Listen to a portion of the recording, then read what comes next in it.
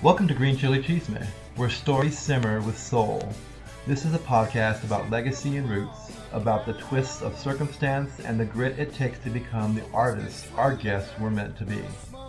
From backstage memories to childhood sparks, we dig deep to find the moments that shaped a life.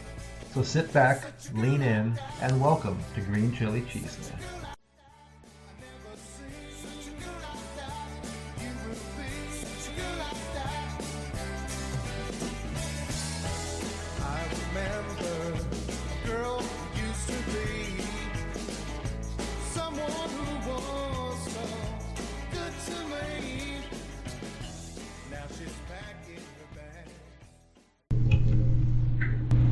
Today's guest is someone who spent his life behind the lens, lighting the worlds of Blade Runner, Return of the Jedi, and Lord of the Rings.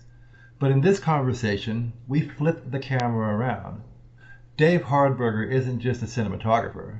He's a storyteller, a risk taker, and as I found out, a 5-year-old kid who once snuck away with his mom from grandma to watch the original War of the Worlds in a dark theater.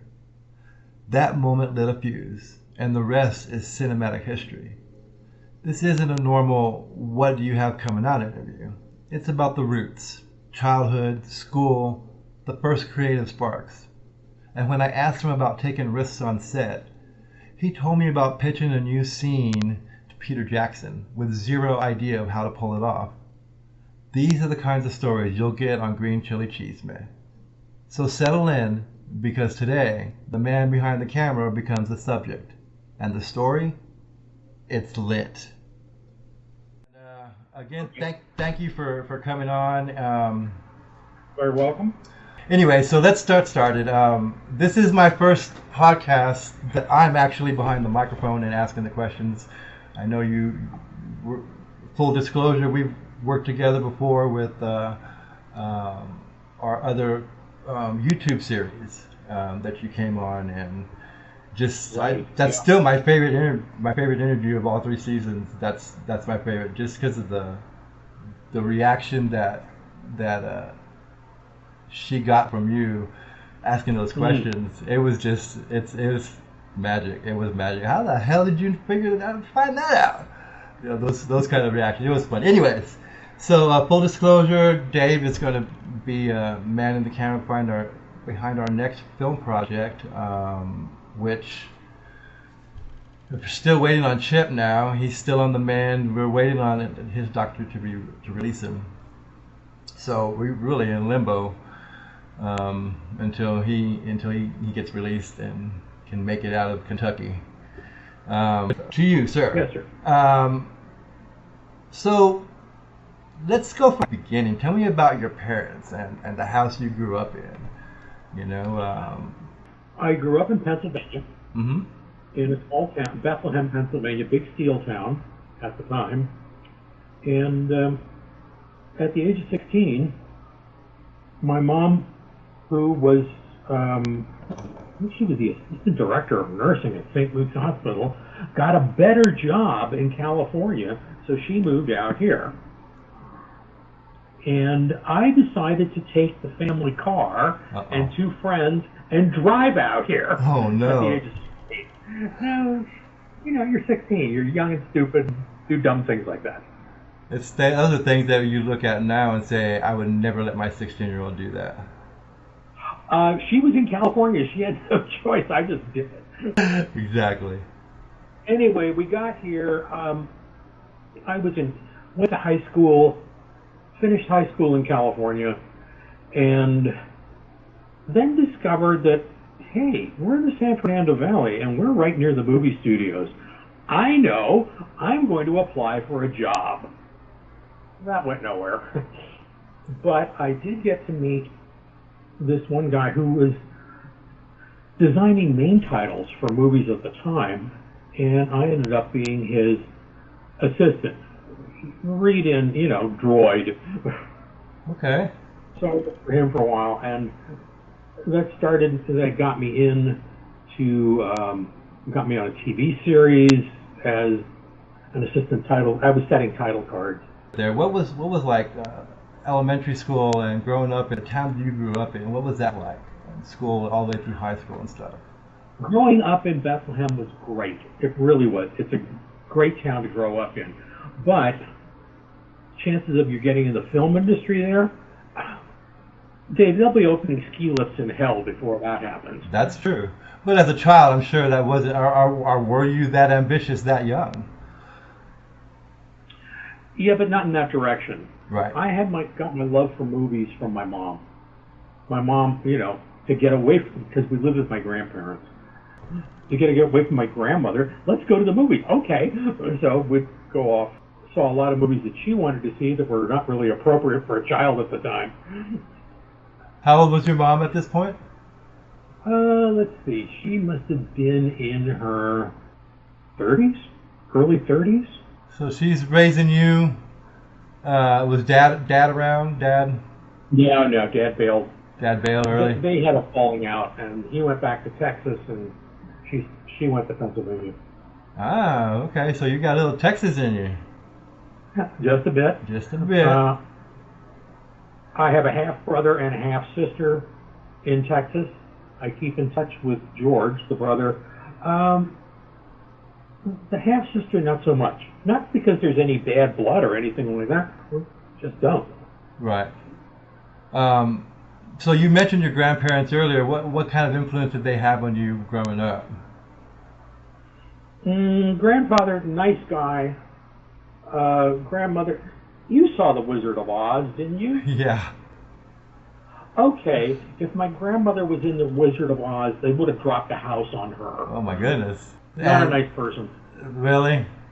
Yeah. I kind of feel that but from a little closer to my mom, it was like that with. Anyways, so even though with all of that, were there any family traditions that you brought to California from Pennsylvania? Family traditions, other than the usual Christmas, Thanksgiving, birthday stuff. No, not really. No, not really. Y'all got out as fast as you could, huh? Well, I know she did, but she also dragged the grandparents along with her, which was probably not the best game strategy. That's crazy. So, okay, let's move up a little bit. When did you notice film? Like, was it love at first frame, or did it kind of sneak up on you, and all of a sudden you're like, hey, I want to be in film, or do I want to make films, or shoot films? What was your thinking? The first thing, we went to see I think it was 1955 version of War of the Worlds. Oh my goodness. Yeah, I saw it first run, but I was a little kid. And when the Cobra head comes up, you can't see me, but the Cobra head comes up out of the pit, looks at the three guys, and zaps them. It's like, that is so cool. I would do that too. And you were how old at this point? Let's see. I think it was 7. Wow. 8? Yeah. I'm looking on the IMDb. Well, it's not coming up right now, but I'll get it. These darn computers. But that was the thing I think that really started me. 53. Holy crap. Holy shit. So I would have been 5. Well, maybe. Maybe. Starting, but Yeah. I know a little off subject here. When I started writing, my first thing, which is crazy, was a television crayon script of a Star Trek episode that I somehow managed to get into the mail and mailed it off to KENS TV, our local CBS affiliate in San Antonio. And I was about the same age, 5 or 6, and how I managed to do that, I have no idea. But the general manager sent a letter back to me, which of course my parents intercepted, and this had to be the beginning of my writing, because he was like, although this is a very great endeavor, the series has been out of production for a number of years, and you're reviewing reruns or whatever, but the last words were like, don't stop writing. And at 5 or 6, that's pretty cool. I wish I still had that. So who were some of your early heroes, your music heroes, your movie heroes, or even a couple of personal heroes that you may have had? growing up? Movie heroes. I really got into westerns, and I didn't know it at the time, but a lot of ones that I liked, they were John Ford's. Oh, oh, wow. Well, that's not already. That's pretty amazing. And my mom introduced me to Hitchcock, so I got Oof. started getting an appreciation for him, and Don Siegel for Invasion of the Body Snatchers, Oh, the original. wow. Those are such amazing movies, all three of those. And very different. Yeah, yeah. All very different. But my wife keeps teasing me that I will watch anything, and I think she's right. I will watch anything. Really? That's Let me digress for a second. Yeah, the good films, the classics, sure. If you're into film, you should be watching those. But you also learn something from watching movies that aren't so good, because you can sit there and go, well, okay, it's not a good film. Why didn't it work? What in the film didn't make it happen for you? right. Dissect There's it. some benefit there. Not that I'm suggesting you go out and watch Plan 9 from Outer Space or Manos, The Hands of Fate. Although I just saw Manos just recently. Probably for the. God, what an awesome film. You learned your lesson. Body Snatchers I must have seen about 10 times over the course of the years. Yep.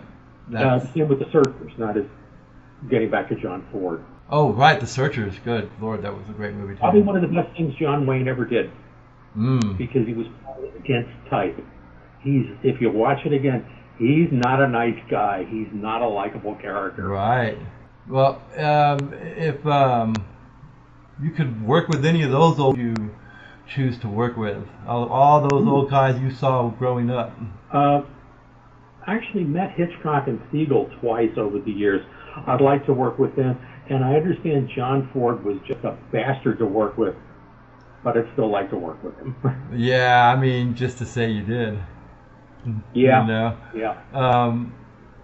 So more focused on you. What was like the first piece that you created that made you feel like, I'm an artist and I'm actually doing this? Well, in visual effects, the whole operator, the assistant cameraman. I think the first one, I'm trying to remember. It may have been Return of the Jedi, where I was actually put in charge of a stage and did the spaceship battles. Oh, yeah. So in the moment, you're like in the moment. Get us back there where you're walking on set and you're like, oh shit, this is it. Well, I had done enough at that point and worked with enough. I had a level of confidence for doing something like that with the miniatures. Miniatures, by the way, are hard to do. I would imagine. Well, okay, spaceships notwithstanding, flying saucers notwithstanding, you're taking a lot of creative liberties with that. How many people have seen a flying saucer or a spaceship unless you were on acid or have done a lot of shots of tequila? That's true, or both.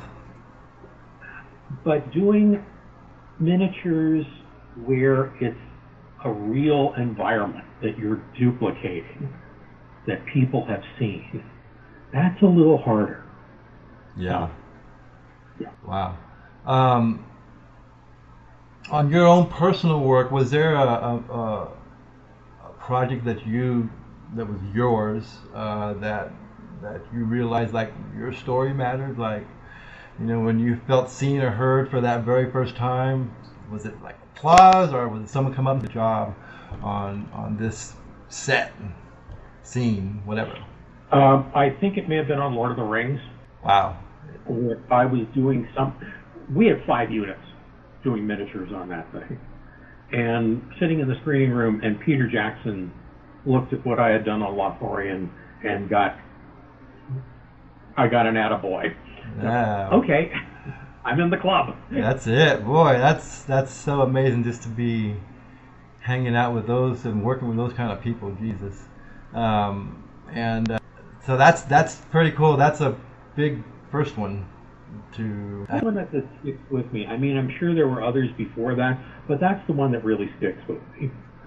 So when you're working on these really complicated scenes, and as a writer, when you're working on these really complicated scenes, how do you know when something's enough, or do you ever really know when it's enough? That's a good question. Because, and you probably do this too, if you're an artist, you're going to keep tinkering with it to make it better. Right. And at a certain point, the producer, the production manager is going to come in and go, it's great.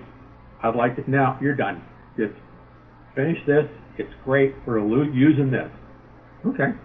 That's it. That's for a lot of time. That's the bottom line. You got to do it. That's it. Done.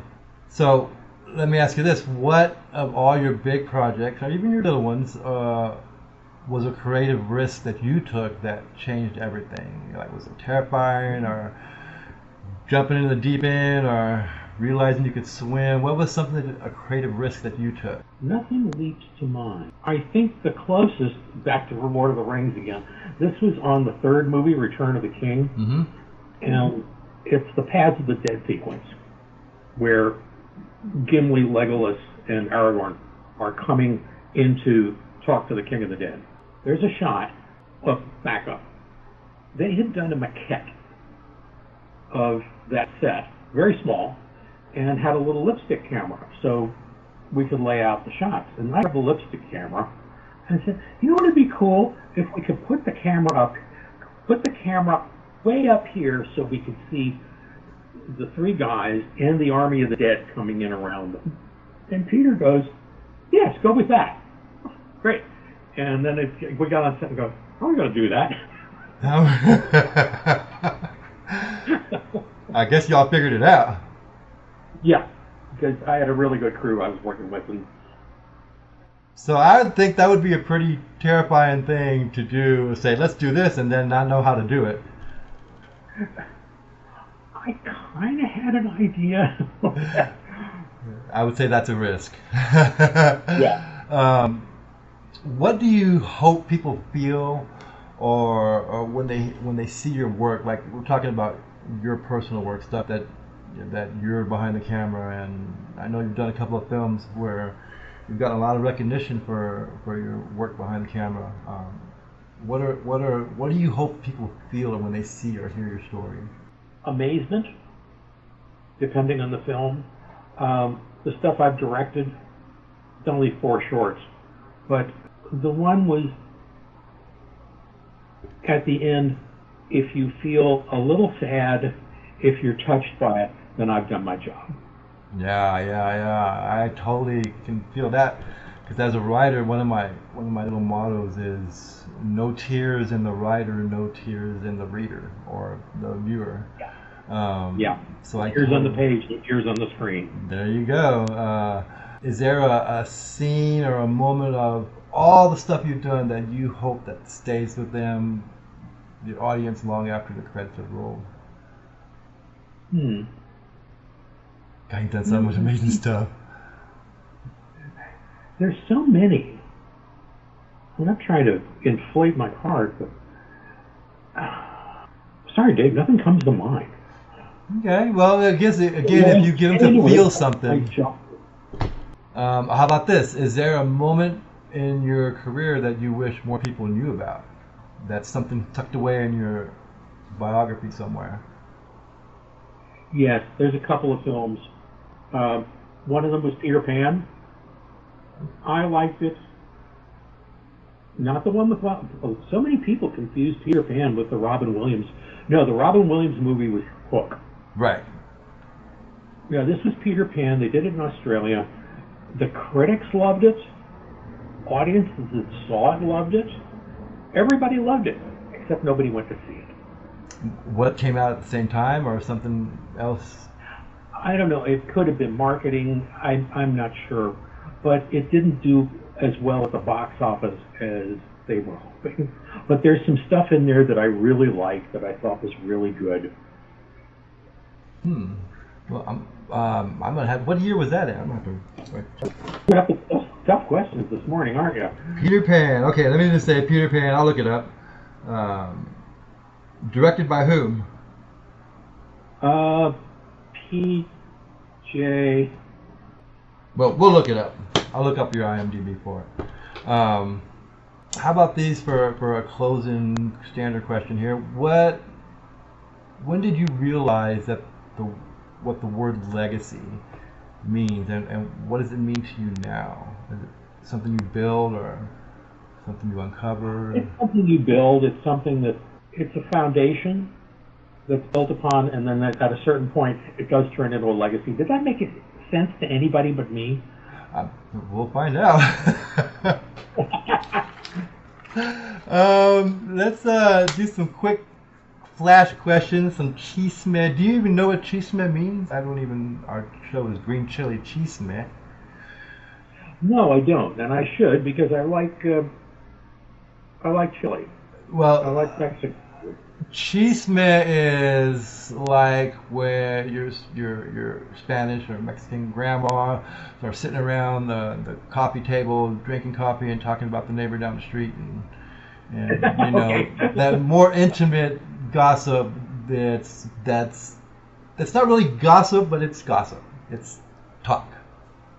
You know, the tea, okay. people say that the other way they say is the tea. So anyways, some quick flash questions. Do you go back and do it all over again, or do you take a new path? Regret, resilience, reroute? I think I'd go back, but with a lot more confidence. I wasn't sure of my own abilities until I really got into it, and Peter Pan was done in 2003. 2003, thank you. The most famous person you partied, whatever that term means to you, partied with or want to party with. No judgment, just curiosity. Bonus points for wild stories. Rap party in Lord of the Rings. Oh, there you go. Tell us. I don't think anybody was significant. Well, actually, the guy that's the lead Uruk-hai, he and I ended up hanging out together because both of us were bombed out of our mind at the time. And the same with Jeremy Isaacs. Okay. Dream collabs. Bring back anybody you want to work with, living or dead. Who would it be? Sam Peckinpah. And who is that and why? Wild Bunch. Oh. Straw Dogs, the original. Did a lot of westerns. Ballad of Cable Hogue. Heck, Garrett and Billy the Kid. I like his movies, and I think he's really good. He's not recognized as much as he should be, but that's personal opinion. Yeah. And the other one would be Don Siegel. Oh, okay. As the director. What's the one project that you wanted that got away? The one that you still think about today? Ooh. Actually, there was one just recently. Nope, drawing a blank. You're good. Okay, what's your creative guilty pleasure?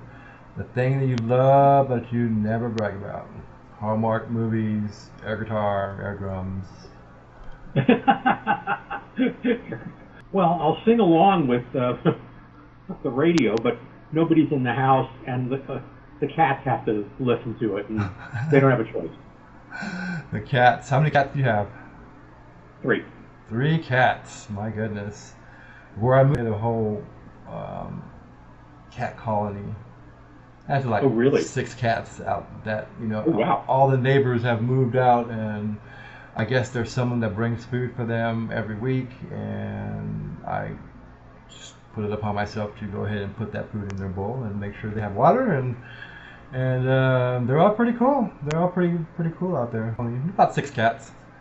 They all got fixed. They all disappeared, and they all came back fixed. So it must be a trap and neuter thing to keep the colony together. Anyways, I want to thank you again for taking some time out for us. And thank you for having me on this. Is there anything that you're doing now that you want to push, or got anything coming up other than our project? Hopefully, let's see. Working on a script.